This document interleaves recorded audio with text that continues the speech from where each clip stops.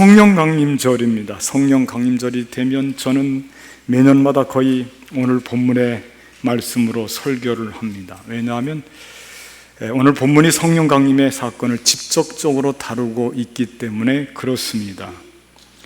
굳이 직접적인 말씀을 놔두고 간접적인 다른 말씀을 설교 본문으로 잡을 이유가 없다고 생각이 돼서, 그래서 매년 성령 강림절이 되면 오늘 본문의 말씀을 택해서 함께 은혜를 나눕니다. 오늘 본문은 성령이 임하시는 모습을 사실 그대로 표현하고 있습니다. 제자들이 오순절에 한 곳에 모였습니다. 마가의 다락방입니다. 오순절이라고 하는 것은 6월절 지난 다음부터 수를 세서 50일이 되는 날인데 77절이라고도 합니다. 그런데 그곳에 호련히는 갑자기 예기치 못하게 그런 뜻입니다. 초자연적인 현상이 일어난 것입니다. 도저히 설명할 수가 없습니다. 표현할 수가 없습니다. 뭐라고 말로는 그 부분을 정확하게 표현하기가 참 어렵습니다. 뭐 우르릉 꽝꽝 해야 되는지 우당탕탕 해야 되는지 번쩍번쩍 획획, 이 성령이 임재하시는 그 현상은 너무 신기해서 말로는 표현할 수가 없습니다. 자, 무슨 일이 어떻게 일어나고 있는지, 소위 성령의 강림이 일어나는 이 현상을 우리가 어떻게 봐야 되는지, 그래서 오늘은 이 시간에 성령 강림의 현상과 그 의미가 우리에게 무엇인가, 그 현상, 성령 강림하실 때 그 현상과 그 현상이 가지고 있는 의미가 무엇일까, 우리 삶에 어떤 의미가 있을까, 이 점에 대해서 함께 은혜를 나누려고 합니다. 첫째 절을 한번 따라하겠습니다. 성령은 바람으로 임하신다. 그렇습니다. 바람으로. 오늘 2절 말씀 보니까 호련히 하늘로부터 급하고 강한 바람 같은 소리가 있어, 그렇게 기록이 되어 있거든요. 급하고 강한 바람 같은 소리, 바람 소리가 있다는 거예요. 급하고 강한 바람, 보통 바람은 아니죠. 휘몰아치는 바람이고요. 그런데 여러분, 여기 모인 곳이 어디냐면 마가의 다락방입니다. 마가의 다락방은 실내 공간입니다. 실내 공간. 가능한 일이 아니죠. 어떻게 실내 공간에 급하고 강한 바람이 나올 수가 있겠습니까? 자연적인 바람은 밖에서 불다가도 실내로 들어오게 되면 죽습니다. 죽는 거예요, 바람이. 살아날 수가 없어요. 그런데 여기 마가의 다락방, 거기 지금 모여있는 사람들은 거의 절망적입니다. 왜? 예수님께서 부활하시고 40일 동안 그들에게 같이 계셨지만 이제 승천하셨습니다. 없어요. 의지할 분이. 그들은 기도 중에 있어요. 어찌하오리까? 어쩌면 그 마가의 다락방은 성령 강림이 있기 전까지만 해도 침묵의 시간일 수 있고 아픈 시간이고 절망하는 시간일 수 있어요. 그래서 그들은 모여서 기도하는 거예요. 전혀 기도에 힘쓰는 거예요. 그 기도가 바람이 될 수도 있어요. 그 기도가 바람이 될 수도 있다니까요, 여러분들. 하나님과 우리가 만난 호흡, 대화가 될 수 있고 통로가 될 수 있어요. 그래서 그 막혀있는 마가의 다락방 실내 공간에 급하고 강한 바람이 불었는데, 그 바람은 대체 이게 어떻게 된 바람인지, 태풍이 불어도 실내 공간은 안전하잖아요. 바람이 멈추는 것 아닙니까? 그러므로 이 바람은 자연적인 바람이 아니에요. 그 생각을 해야 됩니다. 이건 거룩한 바람이에요. 그래서 오늘 본문에서는 이 위대한 강력한 바람이 어디로부터 오느냐, 그래서 분명히 밝히고 있어요. 어디로부터 온다고 했습니까? 하늘로부터 온다. 이 하늘로부터 온다고 하는 것은 공중이나 구름을 통해서 바람이 온다는 뜻이 아닙니다. 하늘 높은 곳으로부터 오는 거룩한 바람이라고 하는 거예요. 이 바람은 지금 절망의 자리에 앉아있는, 그 기도할 수밖에 없었던 그들 무리에 그 바람이 되어서 위로부터 내리는 급하고 강한 바람이 그들에게 불어 닥친 겁니다. 벽으로 쌓여있고 공간, 실내 공간에 바람이 죽는 자리에 이 바람은 죽지 않고 엄청난 세기로 지금 오고 있는 거예요. 이 바람을 맞으면 사는 거예요, 사는 거예요. 마치 저 옛날 에스겔 골짜기에 오래되어서 다 죽어서 말라 비틀어진 뼈들이, 그들이 옷을 입고 다 살이 붙고, 그때 하나님께서 에스겔에게 명령합니다.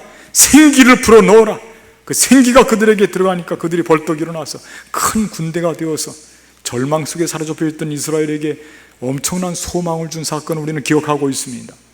그것과 같이 죽어있는 절망의 자리에 놓여있는 적막이 흐르고 고요한 그들, 기도를 통해서 그 하나님의 놀라운 역사를 체험하고 거기에 엄청난 하늘로부터 내려오는 그런 휘몰아치는 바람을 만났다고 하는 것입니다. 그게 성령의 역사하심이에요. 성령은 바람으로 오시는 거예요. 바람으로. 길을 한번 못 쓰고 호흡 한번 제대로 못하다가 무슨 일을 만나서 막 활발하게 움직이는 사람을 우리나라 사람들은 뭐라고 이야기하느냐, 옛날부터 그 사람 무슨 바람 났다? 신바람 났다. 그런 이야기를 합니다.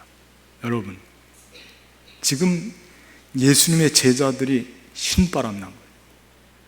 악령에 사로잡힌 신바람 난 게 아니고요, 거룩한 영으로 사로잡힌 그런 신바람이 지금 난 거예요. 여러분,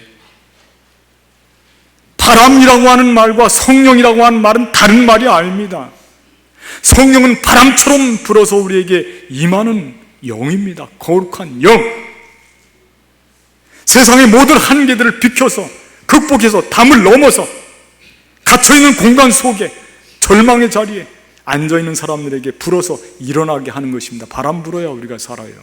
바람 불어야.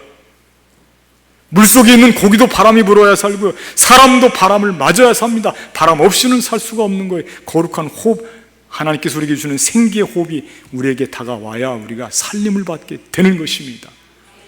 그 바람이 지금 불고 있어요. 성령 충만한 사람은 신바람 나는 사람이에요. 거룩한 영으로 무장했어요.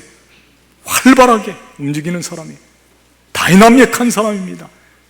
생기가 넘치는 사람이에요.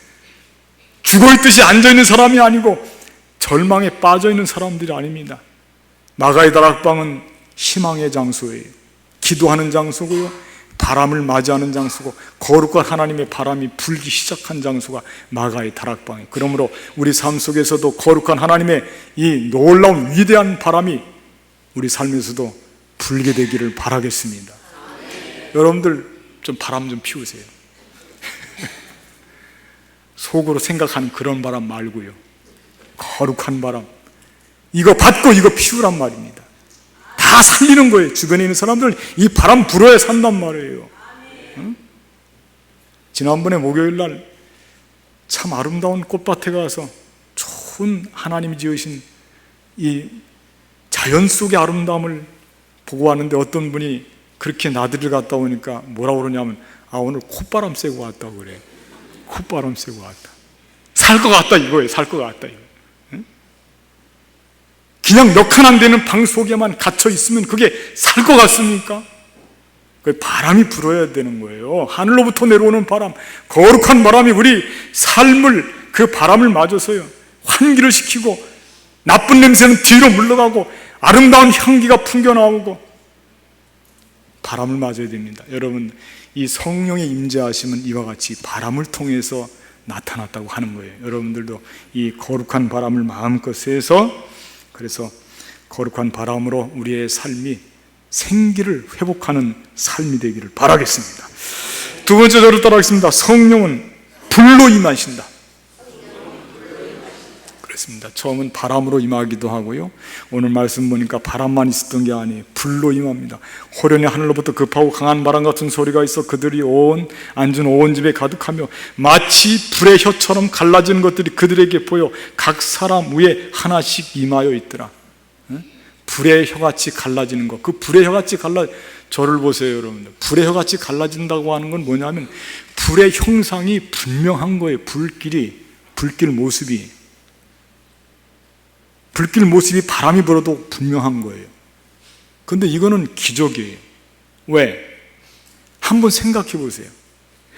이런 바람에서 견뎌낼 불이 있겠어요?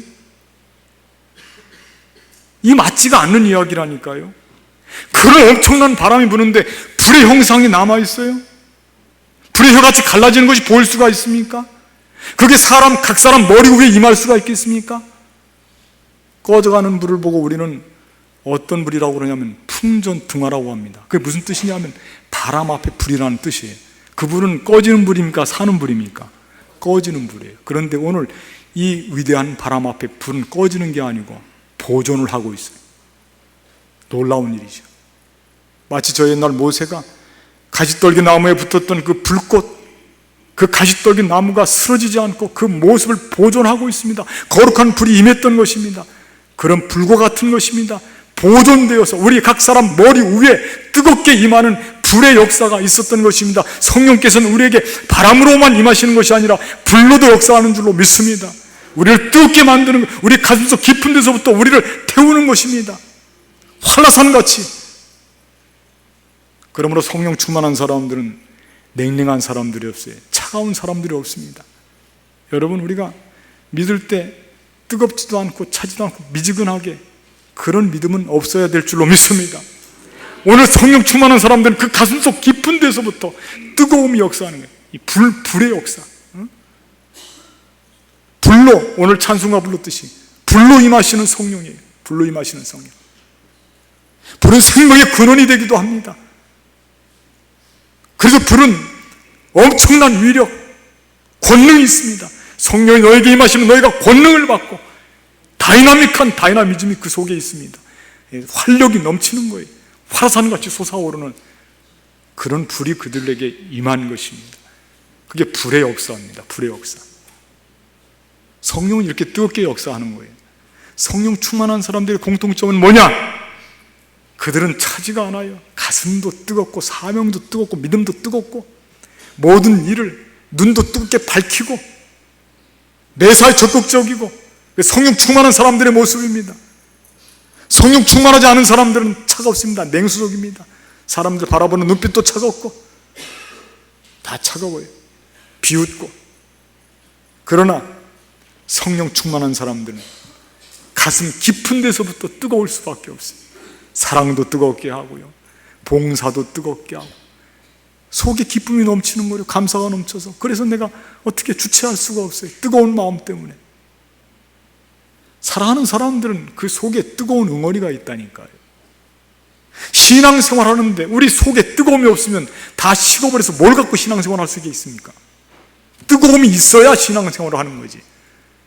우리 속에 뜨거움을 공급해 주시는 것입니다. 성령 우리에게 뜨거움으로 오셔서, 불로 오셔서 쓰러지지 않고 그 모습이 변하지 않고 불의 혀같이 갈라지는 그 분명하고 또렷한 모습으로 각 사람 위에 임해서, 그래서 우리를 성령으로 이끌어 가시는 거예요. 여러분, 바람처럼 신나게 바람이, 거룩한 바람이 불기도 하고요, 불처럼 뜨겁게 우리에게 임하시는 성령을 체험하시기를 바라겠습니다.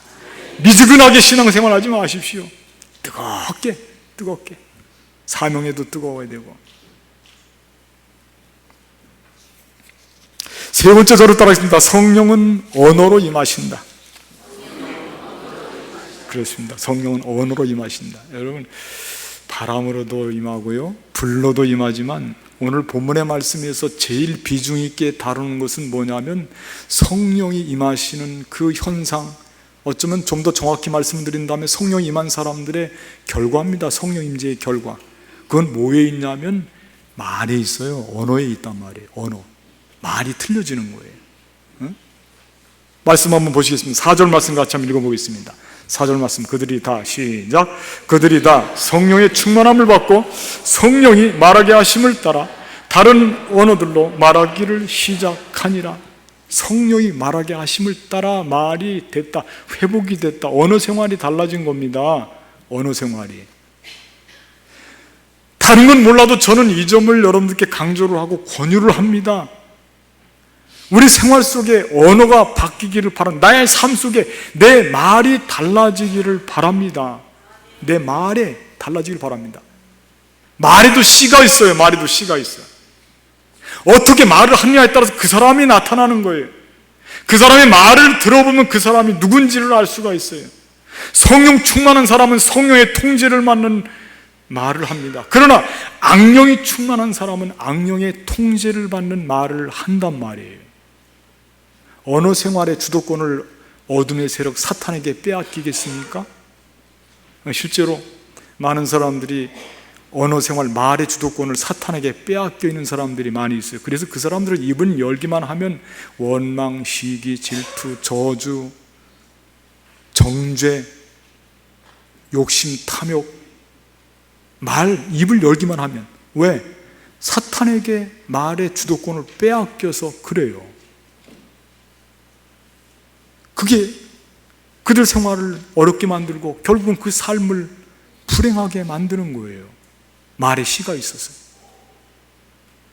죄가 어디로부터 왔습니까? 이 말이 통하지 않는 데서부터 왔어요. 하나님께서 아담과 하와에게 분명히 말씀하셨죠. 선악을 알게 하는 그 나무 열매 따먹으라고 그랬습니까? 따먹지 말라고 그랬어요. 그 말이 안 통해요. 왜? 그 말이 성령의 지배에서 떠나서 그 말의 주도권을 누구에게 빼앗겼냐면 사탄에게 빼앗긴 겁니다. 그래서 그들은 말이 통하지 않고 결국 통하지 않는 그 말 때문에 죄를 지게 되는 거예요. 그 죄가 커져서 결국은 하나님 앞에 도전하고 하나님과 같이 높아지자고 탑을 쌓습니다. 그 탑이 바벨탑입니다. 바벨탑. 그래서 하나님께서 저들이 말이 같으니까, 저들의 말이 사탄의 지배하에 있어서 말이 같으니까 이렇게 나를 도전하고 탑을 쌓았구나. 그래서 하나님께서 그들의 말을 흩어버렸습니다.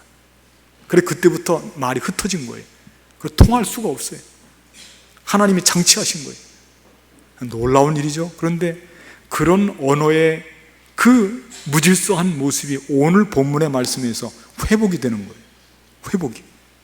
그동안에 사탄에게 빼앗겼던 말들이 오늘 성령께서 말하게 하심을 따라 말함으로써 지금 회복이 되어서 그 흩어져서 알아먹지 못하는 말의 장벽이 생기고 사람과 사람 사이에 담이 생겼던 그 모든 것이 그 모든 걸 털어버리고 지금 모든 말이 알게 됐어요. 통하게 됐어요. 이 말하는 사람들이 누구예요 지금? 이 말하는 사람들이 다 갈릴리 사람들이에요. 말씀 보시겠습니다. 7절 말씀 보시기 바랍니다. 자, 이 7절 말씀 보면 이 말하는 사람들 유식한 사람들이 아니에요. 다 놀라 신기하게 같이 읽어보겠습니다. 시작. 다 놀라 신기하게 여겨 이르되 보라 이 말하는 사람들이 다 갈릴리 사람이 아니냐. 유식한 사람들이 아닙니다. 배운 사람들이 아닙니다. 근데 말이 통하는 거예요. 그들은 말의 주도권을 사탄에게 빼앗겼던 주도권을 지금 성령께서 그 주도권을 다시금 회복시켜 주셔서 성령이 말하게 하심을 따라 말을 하니 세상적인 배경은 다 물러가고 세상적인 담은 다 흐트러지고 무너지고 그리고 이제 언어의 장벽이 사라지고 말이 통하게 된 거예요. 그게 소통이에요. 성령은 소통하게 하는 영이에요. 그 말이 통하는 겁니다. 여러분 성령 충만한 사람들은요 말이 다 통해요. 말 통하시기를 바라겠습니다. 막혀서는 안 돼요. 그런데 중요한 거 한 가지 제가 지적을 하겠습니다. 대체 이 말은 형식 때문에 통하는 것인가? 영어라든지 일본어라든지 한국어라든지 요즘 한국어 많이 또 이 주가가 올라가는데 말의 형식 그래서 서로 번역을 해서 통한 건가? 그것이 아니에요. 왜 말이 통했느냐 하면 그 말이 내용이 통하는 말이어서 통한 거예요. 그 말의 내용이 뭐였냐? 다시 한번 확인하겠습니다. 아주 중요한 말씀인데 11절 말씀 같이 한번 읽어보겠습니다. 11절 그레데인과 같이 시작. 그레데인과 아라비아인들이라 우리가 다 우리의 각 언어로 하나님의 큰 일을 말함을 듣는도다 하고 여기 보니까 이 말하는 내용이 뭡니까? 누구의 일입니까? 하나님의 일이에요. 하나님의 큰 일. 그게 통하는 거예요. 사람의 말이 장벽에 부닥칠 때가 있습니다. 제일 큰 장벽을 만날 때가 언제냐? 그는 자기 말을 할 때 장벽이 있어요. 사람들이 말할 때 제일 싫어하는 대화할 때 싫어하는 시간이 언제냐? 내용이 그거는요 상대방이 자기 자랑만 늘어놓고 있으면 말하기 싫어요. 자기 이야기만 하면 말하기 싫다니까요. 담이 생기는 거예요. 소통이 안 돼. 자기 이야기를 버려야 돼요. 그 대신 누구 이야기를 해야 되느냐? 하나님의 말씀을 나눠야 돼요. 큰 일을 하나님께서 하신 큰 일에 대한 이야기를 해야 돼요. 그래야 말의 장벽이 허물어지는 거예요. 그러면 하나님께서 하신 큰 일은 뭐냐? 그건 너무 자명하지 않습니까? 저를 한번 따라, 하나님은 우리를 살리시는 분이다. 그게 하나님이 하신 큰 일이에요. 누구를 보내주셨습니까? 살리기 위해서 독생자 예수님까지 보내주신 거예요. 그게 하나님이 하신 제일 큰 일입니다. 이 독생자 예수님을 보내주셔서 그분으로 하여금 죽을 수밖에 없는, 죄로 불행에 빠질 수밖에 없는 우리를 하나님이 살리시는데 그 대가를 지불하기 위해서 독생자 예수님도 아끼지 우리에게 주셨기 때문에 그 하나님의 그 희생의 결과로 우리가 살게 되었다. 이 말은 온 인류의 장벽을 다 허물어버리고 통하게 되는 말인 줄로 믿습니다. 그 말이 통하게 된 거예요. 그 말이 내 자랑, 내 권위, 그게 통한 게 아니에요. 내가 사탄의 영역에 붙잡혀 있어서 사탄이 내 말을 주도하게 되면 그 말은 장벽이 생겨서 그 말은 통하지가 않습니다. 그 말은 사람을 듣는 사람에게나 말하는 사람 모두에게 불행한 삶을 만들어줄 뿐입니다. 그러나 독생자 예수님 우리에게 보내주시고 그분을 통해서 우리가 살림을 받게 되었다고 하는 생명 살리는 하나님의 위대한 일, 큰 일을 말할 때 모든 세계에 흩어져 있는 사람들이 다 그 이야기를 듣고 서로 알아듣고 통하게 됐다고 하는 말씀이에요. 그러니 성령 충만한 사람은 죽이는 이야기를 하면 안 돼. 살리는 말을 해야죠. 어떤 사람들은 자기가 성령 충만하다고 하면서 하나님의 뜻을 아무 데다나 갖다 붙이고 자기 이야기를 하기 위해서 하나님께서 말씀하셨다 갖다 앞에다 붙여갖고 이야기를 하는 사람들이 꽤 있어요. 특별히 이 교권주의에 심각한 그 늪에 빠져있는 성직자들이 그럽니다. 그래서 자기 말에 권위를 세워서 사람들을 모으고 그리고 거기서 절대 권력을 누리면서 2단, 3단, 4단, 5단 2단이 별게 아니에요. 하나님의 말을 하지 않고 둔갑한 사탄의 유혹에 넘어가서 결국 나약한 인간을 높여서 말이죠, 찬양하고 우상화시켜서 그 말하는 게 그게 사탄의 영역에 속한 언어예요. 안타깝게도 평신도들 가운데도 그런 모습을 본받아서 기도 좀 하면 내가 하나님 앞에 기도한다 해서 자기 말에 권위를 세우기 위해서 아무 말이나 갖다가 하나님의 뜻으로 갖다가 몰아붙이고 세워서 사람에게 위협하고 협박하고 무기가 되기도 하고 상처를 주기도 하고. 말 조심해야 돼요. 하나님의 뜻을 아무 데나 붙여서는 안 돼요. 말 조심하십시오. 그리고 내 이야기 하지 말고 살리는 이야기를 해야 됩니다.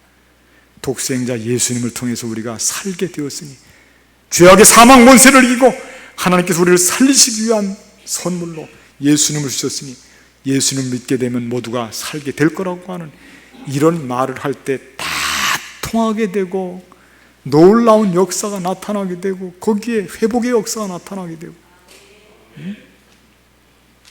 아멘하는 속도가 조금 느려. 놀라운 역사가 나타나게 되고 회복의 역사가 나타나게 되고 생명이 활발하게 되고 하나님의 나라가 확장되게 되고. 믿습니까? 아멘 소리가 커야 이것도 화답이 커야. 응? 아멘도 살리는 언어입니다. 믿습니까? 응? 살리는 말이 그럼 뭐냐? 하나님의 역사를 드러내는 말이 뭐냐? 그 우리 교회에서 늘 강조하는 거죠. 너무 쉽죠? 뭡니까? 전도지. 전도. 십자가의 도를, 그게 십자가의 도, 전도가 그 사람 생명을, 천하오다기 위한 생명을 전도를 통해서 살리잖아요. 세상 사람들은 밀어나고 내치운 거예요. 그러나 성경 말씀에 바울은 전도에 밀어난 것으로서 하나님의 권위, 영광이 나타나고 세상에 죽어가는 사람들이 살게 되고 구원받게 된다고 말씀하셨습니다. 전도에 밀어난 것을 통해서 우리 생활에 성령의 충만함을 덧입기를 바라겠습니다. 바람처럼 임하시는 거룩한 영으로 신바람 나게 사시고요, 불처럼 우리 마음속 뜨거운 감동으로 그 감동 잃어버리지 말고 차갑고 냉수적인 말씀으로 모습으로 살지 않고 뜨겁게 불처럼 사시고요, 우리의 언어 생활 사탄에게 주도권을 빼앗기지 말고 거룩한 영의 주도권을 빼앗겨서, 아니 들여서 그래서 성령이 말하게 하심 따라서 하나님의 위대한 살리는 일, 큰 일, 예수 십자가의 도를 널리 전파해서 우리 생활에 성령 충만하시기를 바라고 승리하는 삶으로 나아가게 되기를 주님의 이름으로 간절히 부탁을 드리겠습니다. 기도하시겠습니다.